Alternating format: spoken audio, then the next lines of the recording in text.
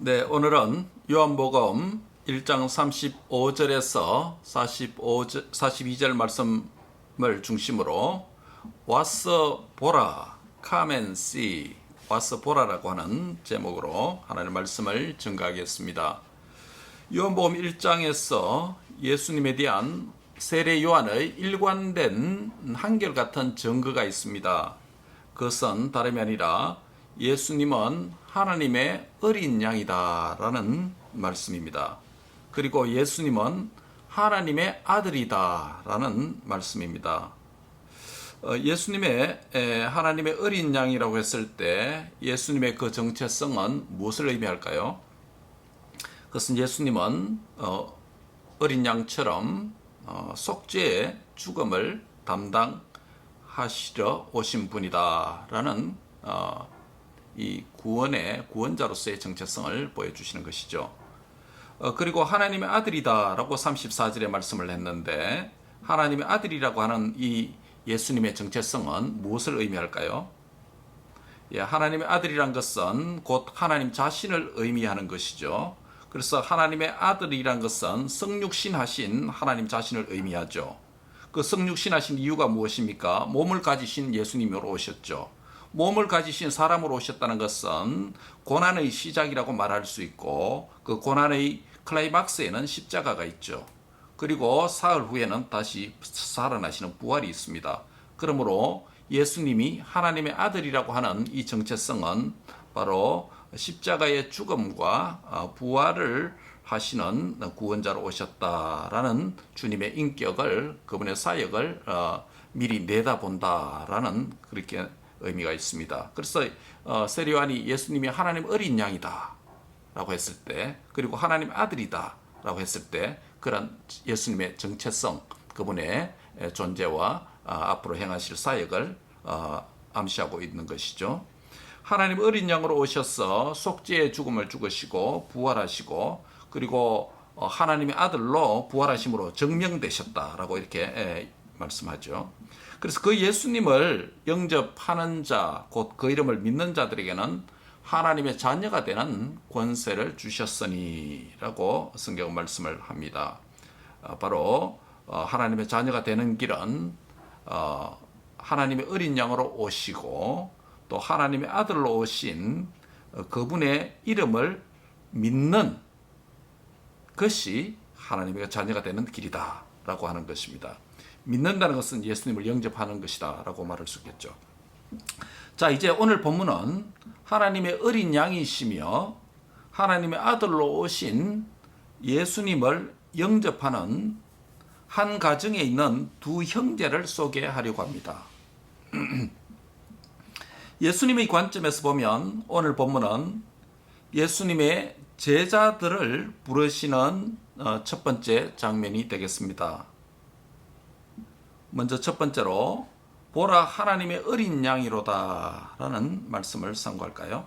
세례 요한을 따르는 제자들이 당시에 많았습니다. 안 그렇겠습니까? 요단강 세례를 베풀 때 수많은 군중들이 왔고 심지어는 권력 계층에서조차 세례 요한을 두고 그 그리스도냐 또 예레미야냐 엘리야냐 뭐 이런 관심을 가졌기 때문에 일반 군중들은 말할 것도 없겠죠.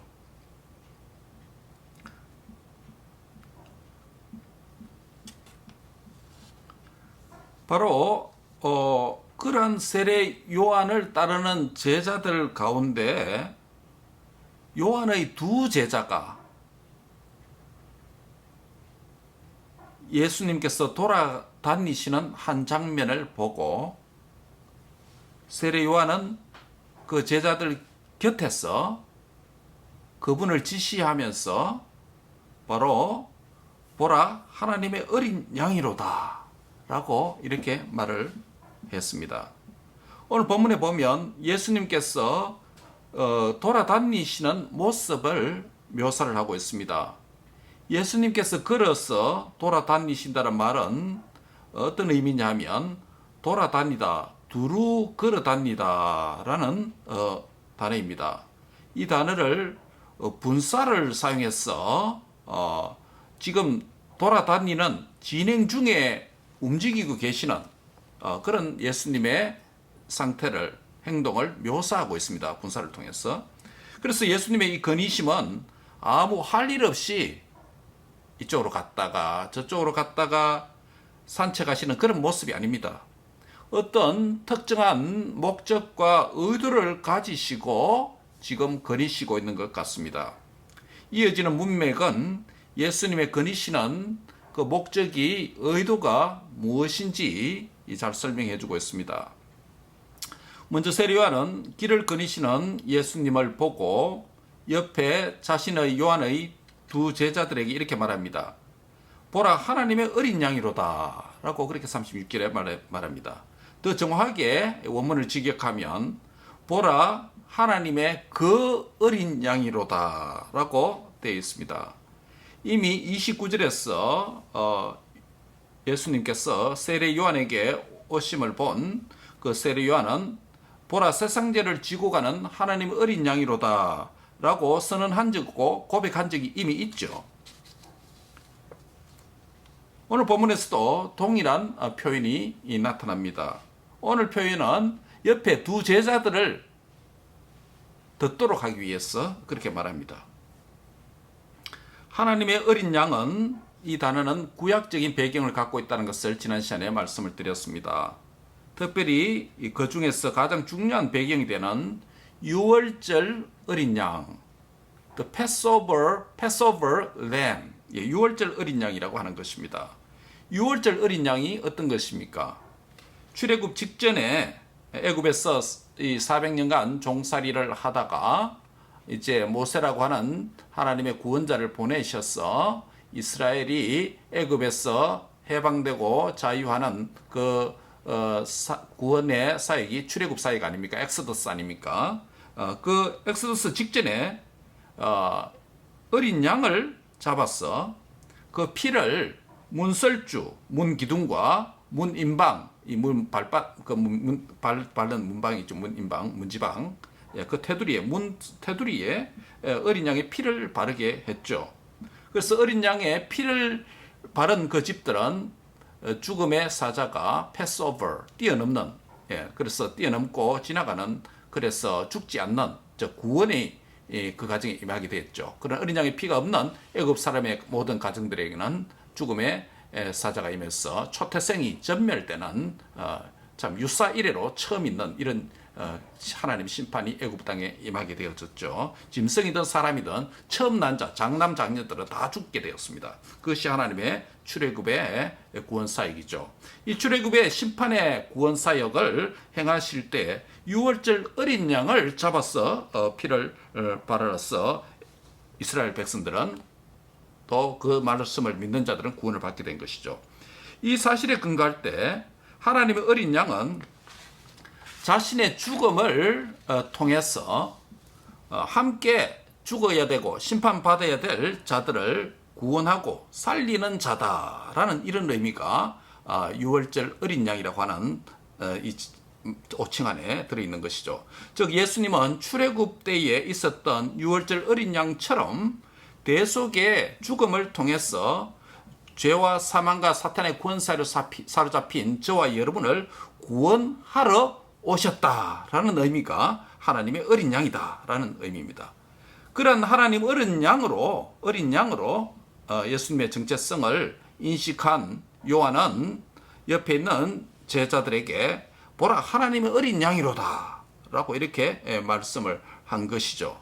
그래서 이것은 이제 예수님을 통해서 옛 이스라엘이 유월절 어린 양을, 실제로 짐승인 유월절 어린 양을 잡아서 구원을 받아서 출애굽의 구원을 이루었다면, 이제 예수님이라고 하는 어린 양을 죽으심을 통해서 이제는 새로운 유월절과 출애굽과 같은 새로운 출애굽, 뉴 엑스더스의 구원을 행하겠다고 하는 것입니다. 바로 이 뉴 엑스더스 구원의 행렬에 저와 여러분이 들어와 있다는 것이에요.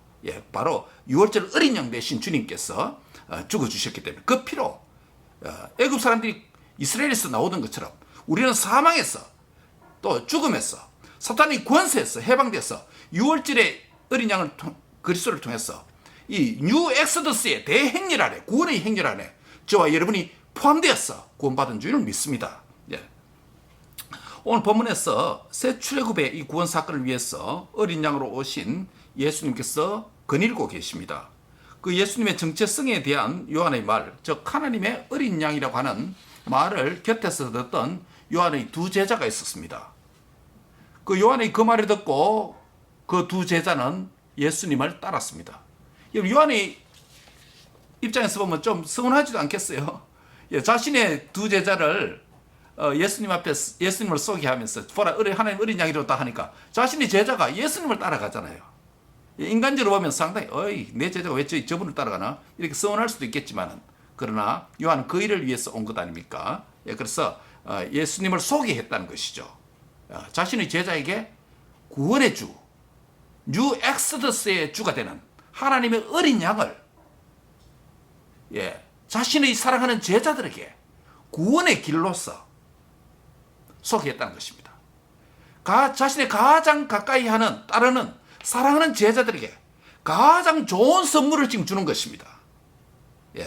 그렇게 요한 인식이 이거 아닙니까? 그렇죠? 서운한 게 아니라 자신의 가장 사랑하는 제자들에게 가장 귀한 선물로서 뉴 엑스더스의 주가 되시는 하나님의 어린 양 그리스도를 너희는 따라가고 그를 바라보고 그를 소망해야 된다 라고 이렇게 소개를 해 주었다는 것이에요.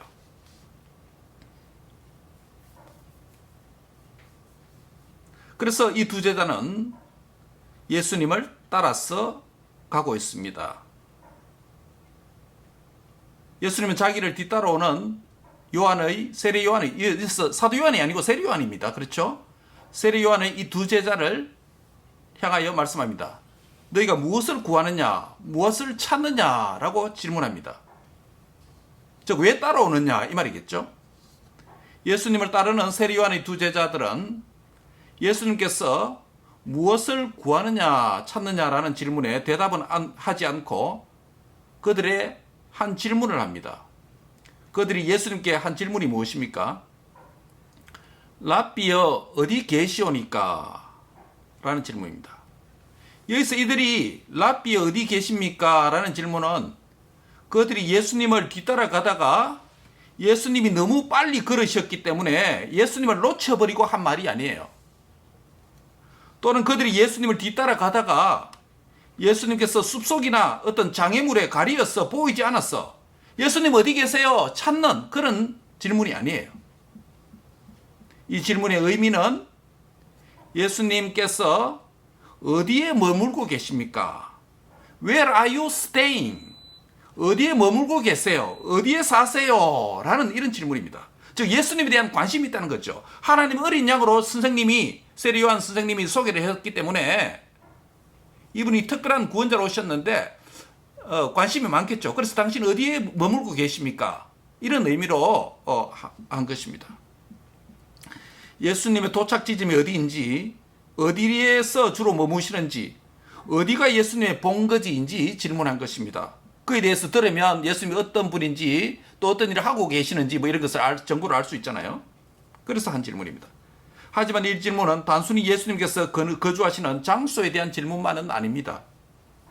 거주지에 대한 질문을 통해서 예수님께서 어떻게 사시는지, 무엇을 거기서 하고 계시는지, 하나님의 어린 양으로서 대체 어떤 정체성을 갖고 있는지 정확하게 알고자 하는 선생님으로부터 하나님 어린 양이라고 들었기 때문에 그분의 정체성이 대체 무엇인지 정확히 알고 싶었던 것입니다.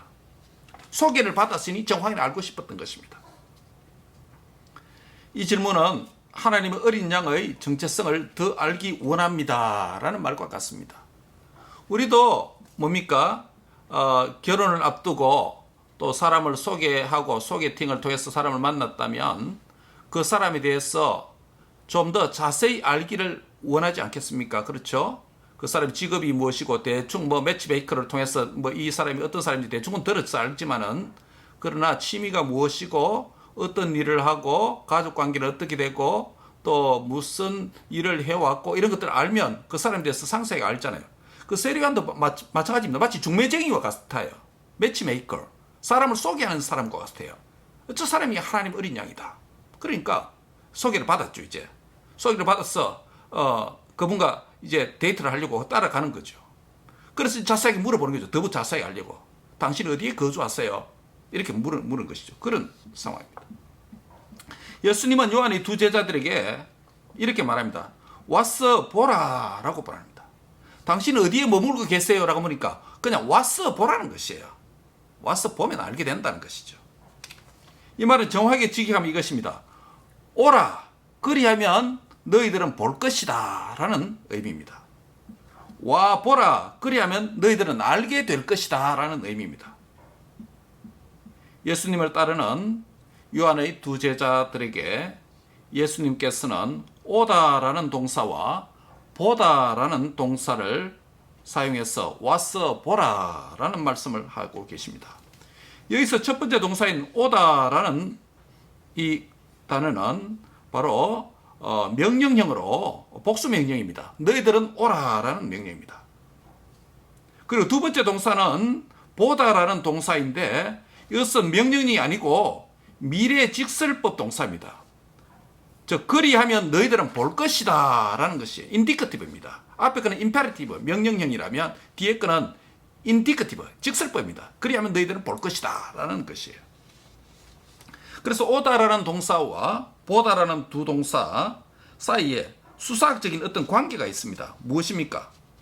오라라고 하는 이 명령에 순종하면 보다라고 하는 미래직설법 동사인 볼 것이다 라는 결과에 참여할 것이라는 것입니다. 즉 오면 결과에 이르게 된다.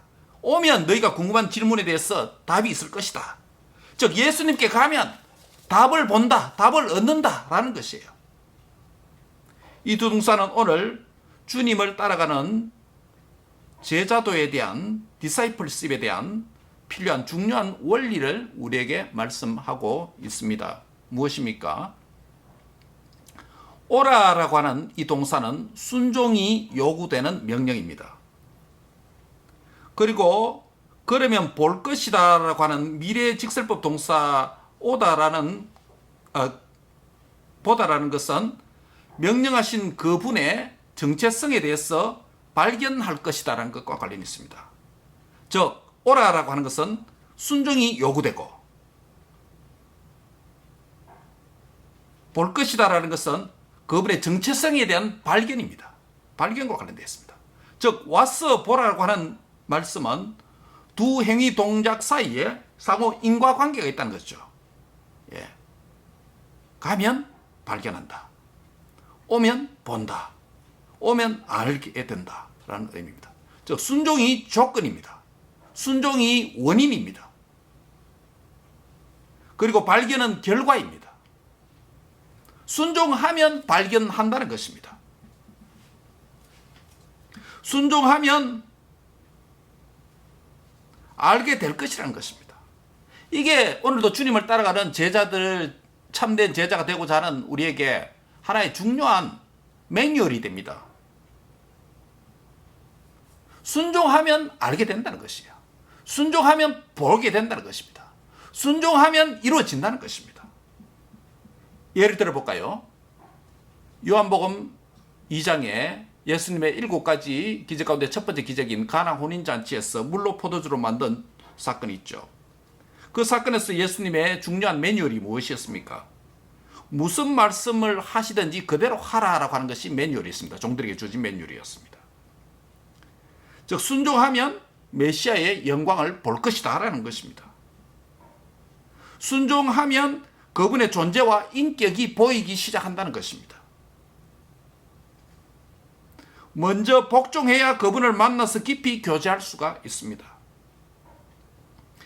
그런데 오늘 현대 많은 사람들이 하나님이 어디 있나 보여봐라 라고 말합니다. 내가 하나님을 알 수 있도록 보여봐라 라고 말합니다.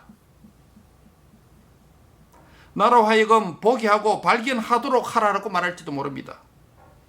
하지만 주님은 먼저 그들을 향하여서 오라라고 초대하고 있습니다. 주님의 오라라고 하는 이 인비테이션, 초대의 말씀에 순종하면 본원이 되시고 지존이 되시는 메시아 우리 왕을 보게 될 것이다. 알게 될 것이다. 경험하게 될 것이다. 라는 것입니다.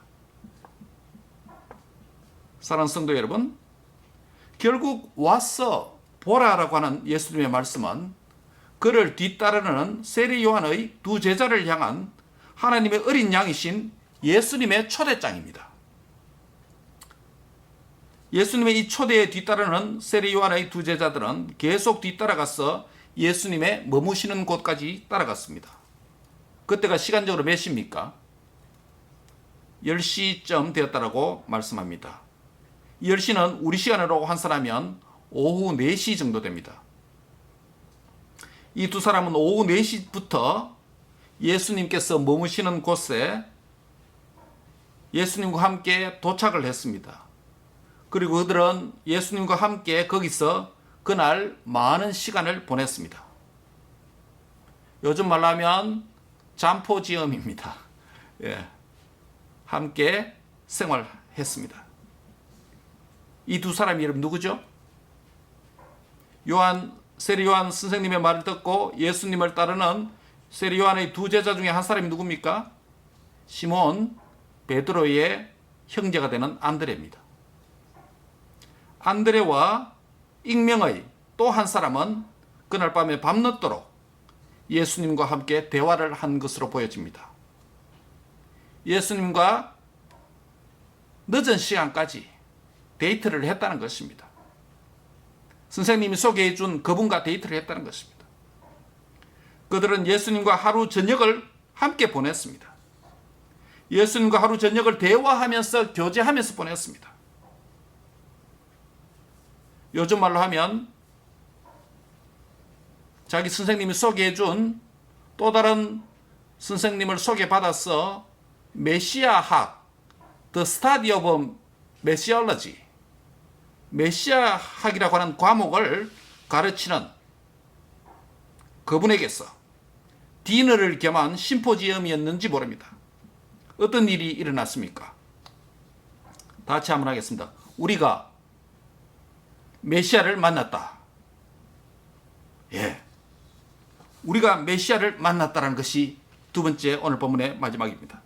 41절에 보시기 바랍니다. 그가 먼저 자기의 형제 시몬 베드로를 찾아서 말합니다.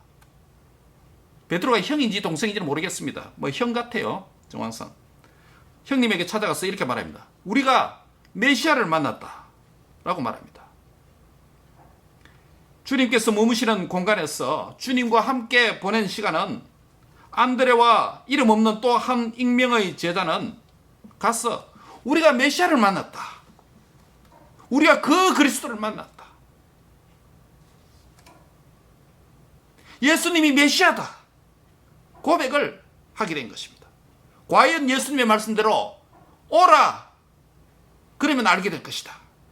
그 명령에 따라서 갔더니 예수님이 누군지 정확히 알았다는 것입니다. 가니까, 순종해서 가니까 예수님이 메시아라는 것을 알게 되고 믿게 되었다는 것이죠. 예. 요한의 두 제자는 오라는 명령에 순종하여 따랐기 때문에 예수님의 정체성이 무엇인지 정확하게 보고 알게 된 것입니다. 예수님이 누구신지 듣고 배워서 깨닫게 알게 된 것입니다.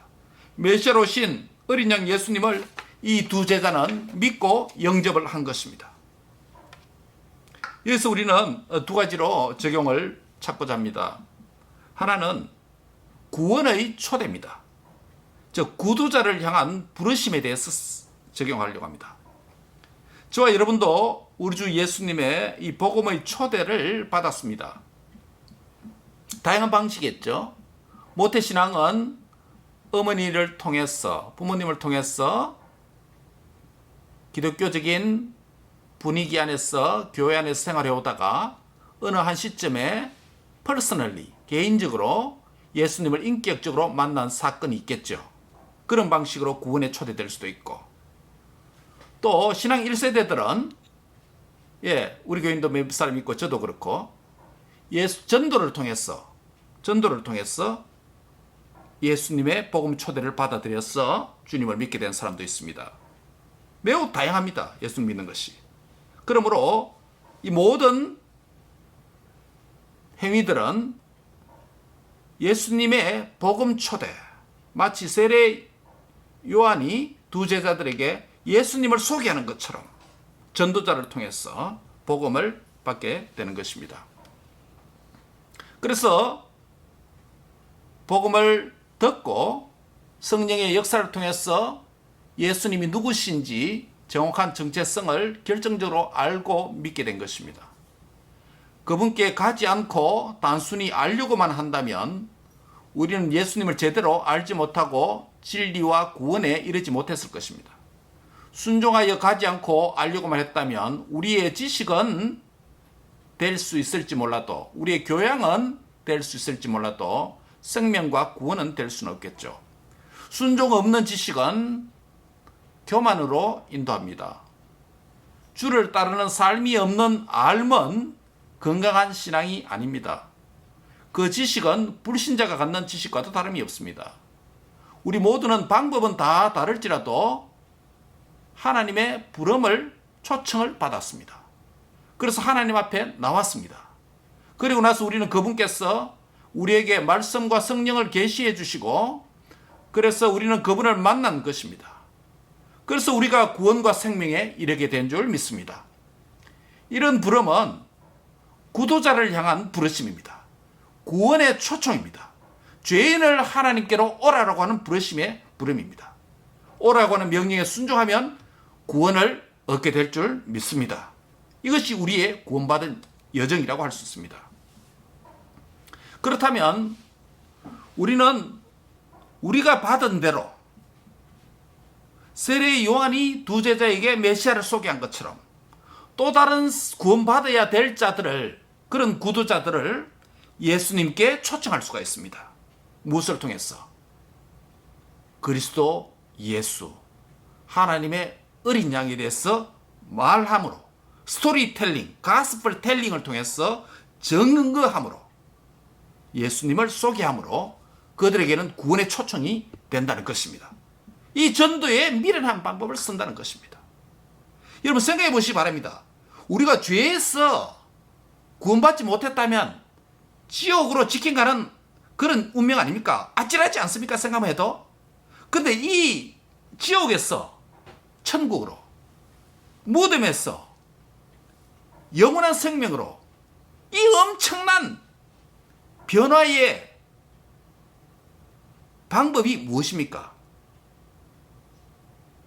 바로 구원의 초청입니다.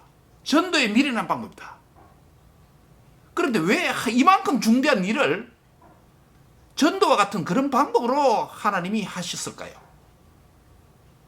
좀 더 아찔하게, 진하게, 와닿게 하는 방법이 없을까요?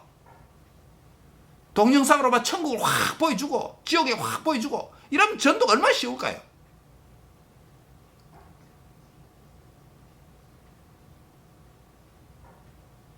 그런데 하나님은 전도라고 하는 이런 미련 방법을 통해서 이 위대한 일을 이루어 가도록 하셨다는 사실입니다.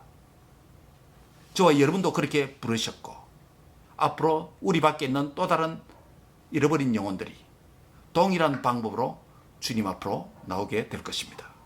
이를 위해서 저와 여러분이 보내심을 받아 구원의 초청장을 나누어주는 invitation, Jesus invitation for salvation, 이것을 전해주는 복된 성도들의 발걸음이 되시기를 주의 이름으로 축복합니다.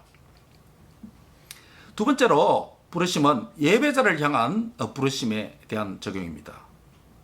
주님을 만난 이후에 그리스도인의 삶은 어떠해야 합니까? 주님을 인격적으로 만난 이후에 그리스도인의 삶은 예배의 자리, 하나님의 임재의 장소로 나와서 그분을 지속적으로 만나는 삶의 연속이라고 할 수 있습니다. 이것이 예배입니다. 여러분, 세례 요한의 제자들이 예수님을 만나고 거기서 끝난 게 아니죠. 계속 예수님과 교제하고, 그렇죠? 베드로가 앞으로 그리고 안드레 다 예수님 제자들 되지 않습니까? 처음 만남이 너무나도 중요한 만남이지만은 그러나 그것이 끝이 아니죠. 시작이 불과하죠. 저와 여러분이 예수님을 믿어서 구원을 받았다면 이것은 엄청난 첫 만남이 시작된 것입니다. 그러나 그것으로 끝나면 안 되죠. 그것이 끝나고 내 신앙생활을 대충 하자, 어차피 천국 간다. 아닙니다. 믿는 바대로 이 땅에서 순종하는 삶이 필요합니다.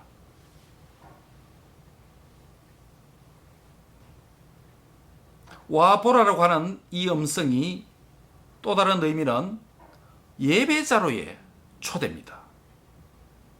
예수님과 교제하기 위한 부르심입니다.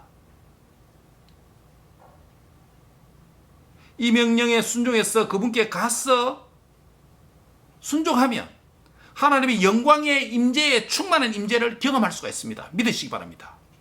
오늘 우리도 그 주님을 교제하기 위해서, 그 주님을 만나기 위해서 온 겁니다.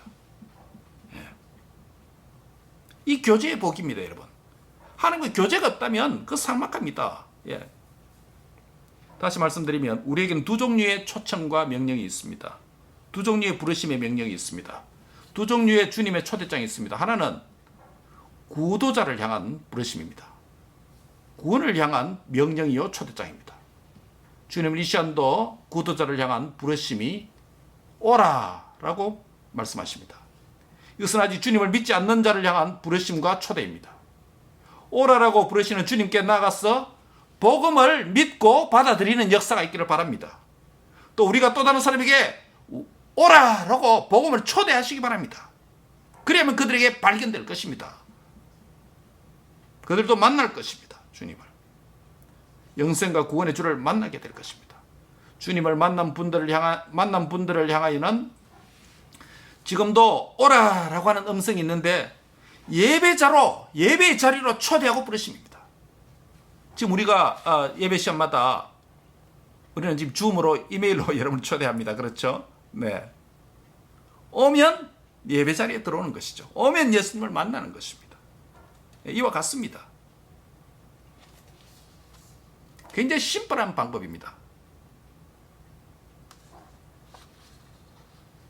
근데 오라 할 때 너무 머뭇거리지 말고 늦게 오지 마시기 바랍니다.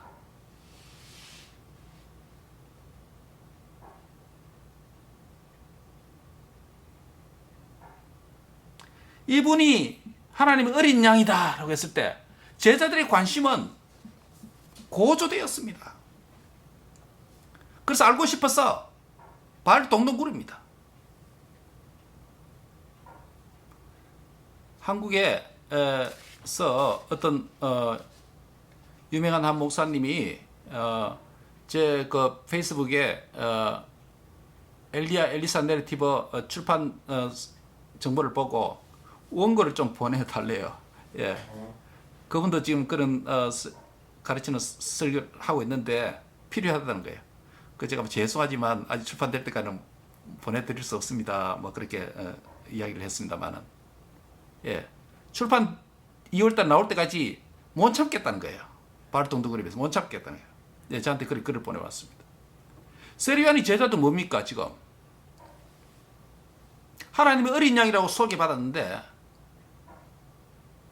그분에 대해서 더 알고 싶어서 발을 동동 구르고 못 찾겠다는 거예요. 그래서 가는 중에 질문이 무슨 질문을 한 거예요? 어디 거하세요? 어디 사세요? 이렇게 하는 거 아니에요. 소개를 받았는데 여러분 청년들 또 결혼한 분들도 있습니다만 데이트를 하고 소개를 받았다면 그 사람에서 더 알고 싶어서 발을 동동 구르고 관심을 가지지 않겠어요? 표현은 뭐 밀당을 하면서 뭐 내가 급하지 않은 것처럼 여유있게 말할 줄 몰라도 간절히 알고 싶은 마음이 꿀 같잖아요. 그렇죠? 예.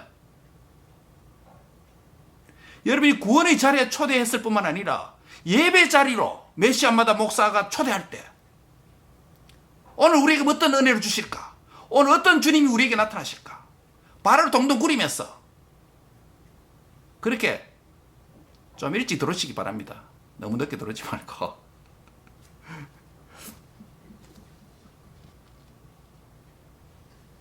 사모하는 마음으로, 간절한 마음으로, 기대하는 마음으로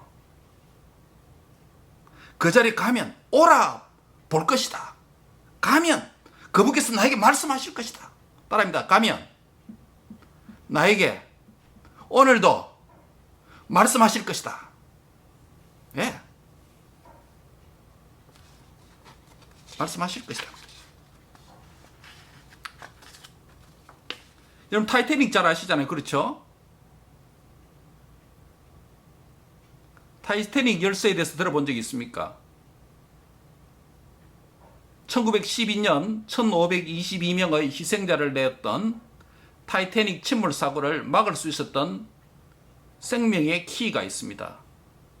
선원들이 망루에서 사용할 망원경이 들어있는 그 락크룸의 열쇠입니다.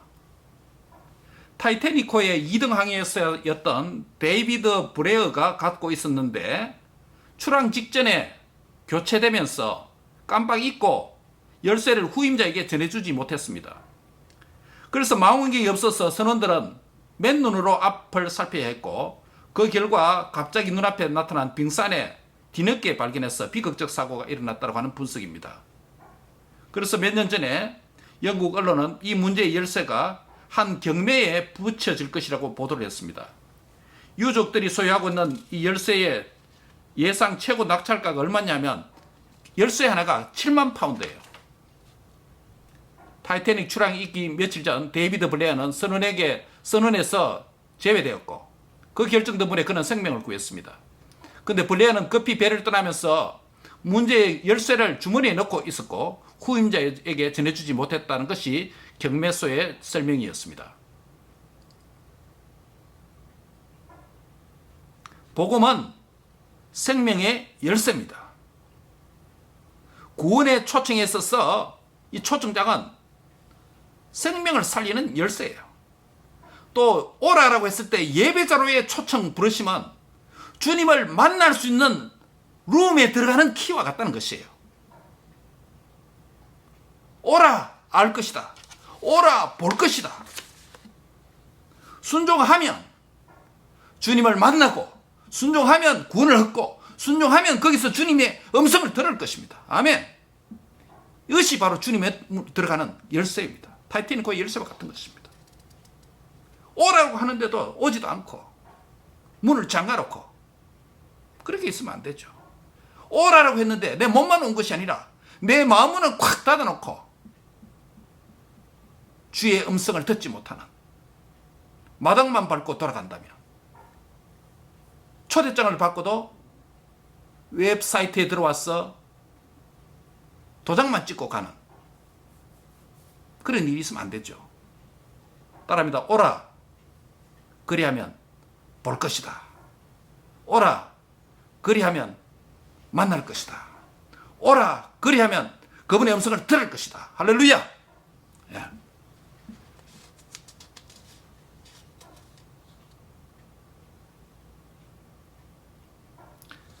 오늘 부분에 예수님을 만나고 그분의 정체성을 알게 된 사람들의 증거가 있습니다. 42절에 따르면 메시아이신 예수님을 그의 형 베드로에게 소개합니다. 42절에 따르면 안드레는 그 형제 시몬을 데리고 예수님께로 옵니다. 우리가 예수님을 메시아를 만났다. 우리는 믿는다. 예수님을 만났다. 그리고 형을 데려옵니다. 예수님께서 시몬을 보자마자 이렇게 말합니다. 42절에 네가 요한의 아들 시몬이니 장차 개바라 베드로 피터 반석 예수님께서 이름까지 바꿔줍니다.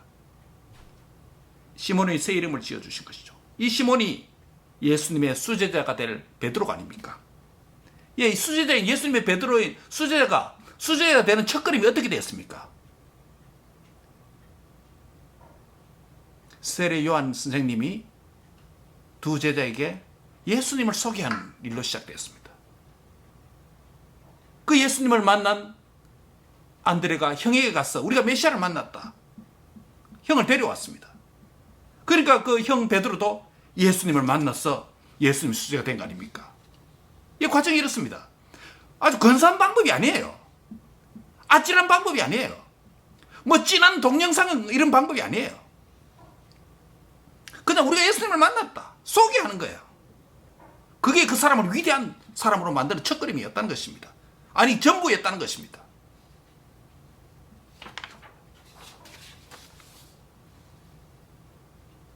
말씀을 맺습니다. 오늘 본문은 예수님의 제자가 되는 일반적이고 전형적인 방법을 봅니다. 무엇입니까? 예수님을 만난 자가 다른 사람에게 예수님에 대해서 말하는 것입니다. 스토리텔링 or gospel telling of Jesus Christ whom I met. 내가 만난, 내가 들은 그 예수님을 그냥 말하는 것입니다. 말하는 것이에요. 매우 심플한 방법입니다.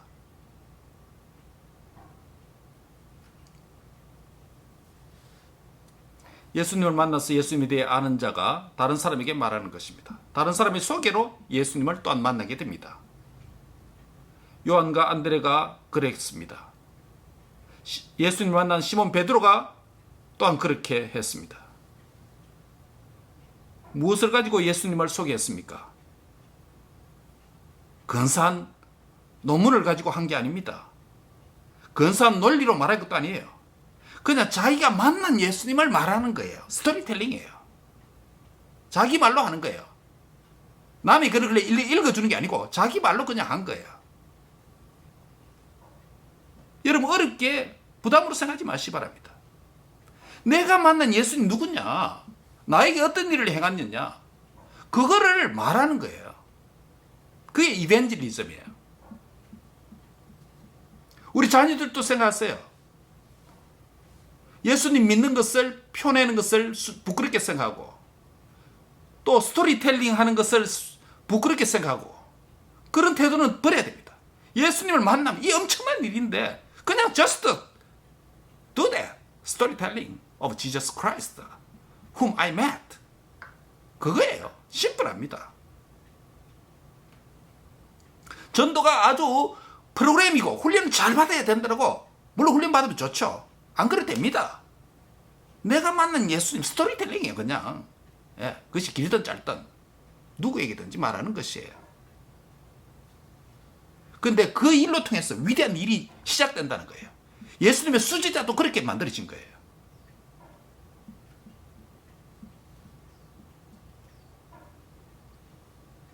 이것이 전도고 아주 특별한 일이거나 특별한 은사가 있는 특별한 사람의 전유물이 아니라는 것이에요. 많은 지식도 필요하지 않습니다. 그렇게 여기면 큰 오해입니다. 그것은 특별한 일도 아니고 성도가 편하게 그냥 말할 수 있는 일반적인 대화예요.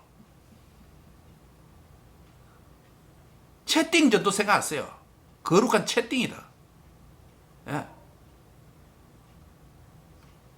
홀리 채팅이다 정도 생각됩니다. 특별한 사람이 하는 일도 아니고 예수님을 만난 평범한 일반인들이 할 수 있는 이야기예요. 나 자신은 어떤 격려와 방법을 통해서 예수님을 알게 되었습니까? 우리가 예수님을 믿게 된 것이 매우 다양할 것입니다. 그러나 가장 전형적이고 일반적인 방법 중에 하나는 먼저 믿은 자가 또 다른 사람에게 내가 만난 예수님을 소개하는 것입니다. 내가 아는 만큼, 내가 만난 만큼 스토리텔링 하는 것이에요. 이것이 예수님을 만난 자가 해야 될 일이고 사명인 것입니다.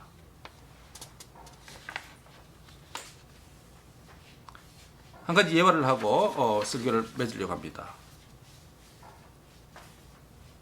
저도 사형리를 통해서 예수님을 영접하게 되고 또 대학 들어가서 선교팀을 만들어서 러시아, 중국, 일본 해마다 가면서 한 5, 60명을 인도해서 훈련시켜서 사형리를 통해서 각국 언어로 복음을 전한 적이 있습니다. 저는 81년도 10월 4일 중2 때 사형리를 친구로부터 받아서 집에서 읽으면서 예수님 영접했죠. 그때 저도 예수를 믿고 너무 기뻐서 온 동네 미친 듯이 돌아다니면서 주일 예배 마치고 늘 전도를 다녔습니다. 교회에서 10여 명으로 전도단을 구성해서 오늘 이 동네, 내일은 저 동네 그렇게 전도를 했습니다. 사형리 전도를 아주 효과적으로 하는 목사님 한 분을 소개하려고 하는데 안산 동산교회 김인중 목사님 여러분 들어보셨죠? 아주 유명한 목사님이죠. 하루는 전화가 왔습니다.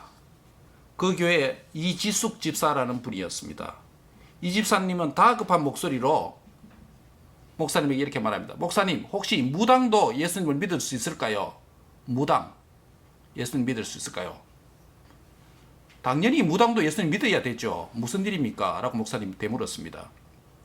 목사님, 그러면 제가 한 분을 소개시켜 드릴 테니 전도 좀 해주세요. 라고 이 집사님이 말했습니다. 이 집사님은 실력 있는 영어 선생님이었습니다. 그에게 영어를 배우려고 하는 아이들이 줄을 섰는데 그 무당도 그중 한 아이의 엄마였던 것입니다. 가르치는 아이들 중 하나의 부모와 면담을 하던 중 바로 그 아이의 엄마 S씨가 무당이라는 것입니다.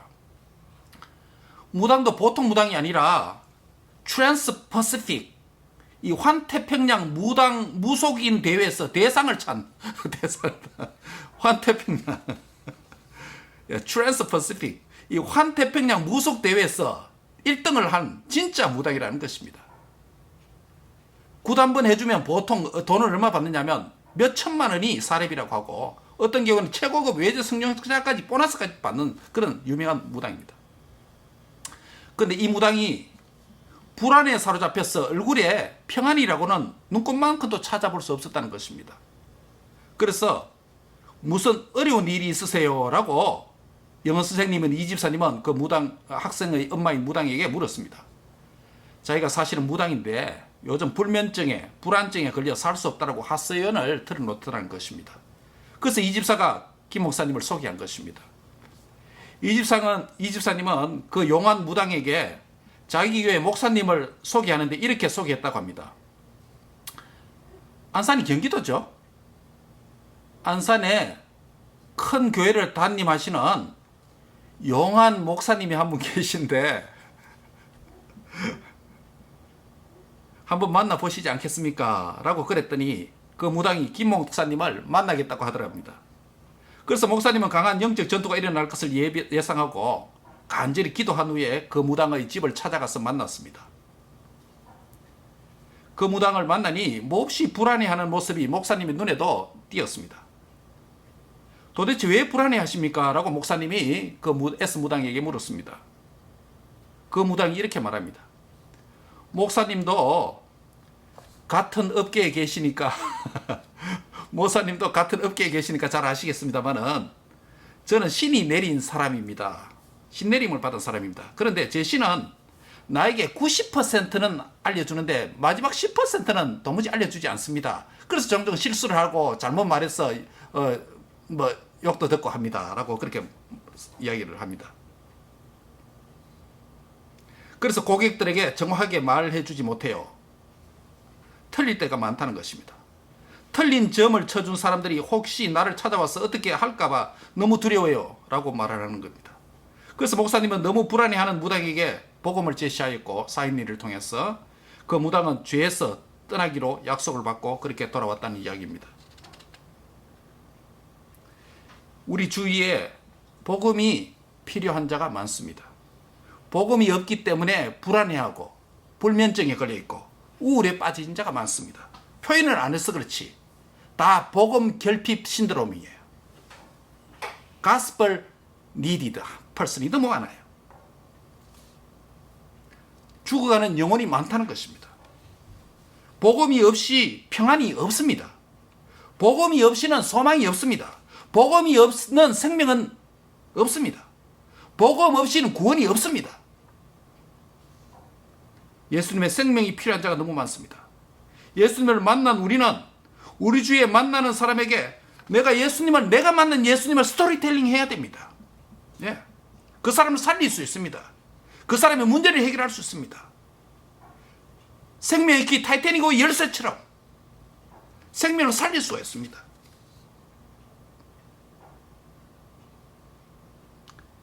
내가 만난 예수님을 전도도 한번 하지 못하는 말을 잃어버린 실어증 아시죠 여러분? 예, 충격을 받다든지 트라우마가 온다든지 이러면 말을 하지 못하는 실어증에 걸립니다. 실어증 그리스도인이 많습니다.